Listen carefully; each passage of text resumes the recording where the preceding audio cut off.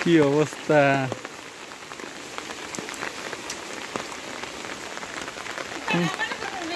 তোমার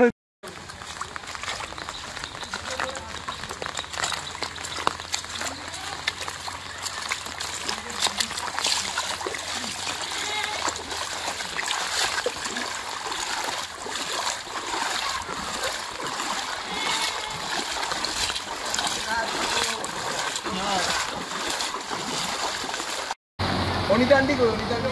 অনিতা আন্টি করে সাফ করে আর কিছু দাঁড়া আমি ডাক দেই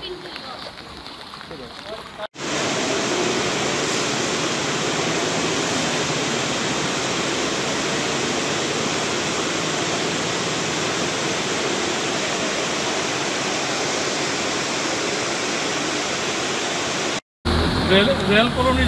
কলোনির সারেন্ডিং ওয়ার্ডগুলো সব পড়ছে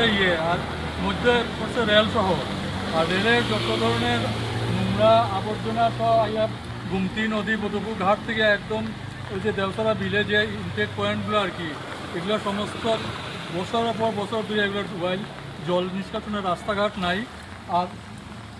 যত মানুষের যত ধরনের জাবরা ওটা সব আইনে ড্রেনে পালায়, যার লেগে আরও সমস্যা তৈরি হয় দিন দিন। তারপরে প্রত্যেক বছরই দেখা যায় কি যখনই হইল এরপর দেখা যায় আপনার নানান ধরনের নোংরা মদের বোতল বোতল যত নোংরা ওয়েস্টেজ গড়ে সব বাড়িঘরে, যেগুলো নিচা বাড়িঘর আমরা আশেপাশে যত বাড়িঘর দেখছেন, ওই যে মুখার্জি বাড়ি, ওই যে অনিতা বাসা, ওই পিন্টু ভট্টাচার্যি, তারপরে সামনে বাসু ভট্টাচার্যের বাহার থেকে ধরিয়া আমরা এদিকে আমার নিজস্ব বাড়ি শঙ্কর চক্রবর্তী, মানে প্রত্যেকটা অনিতা আমরা ওই যে মহিলারা আছে এখানে সবের ভোর বেলার থেকে আপনার সমস্ত ইয়েতে যে ঘরের ভিতরে আপনি গিয়ে দেখুন আঁঠু জল,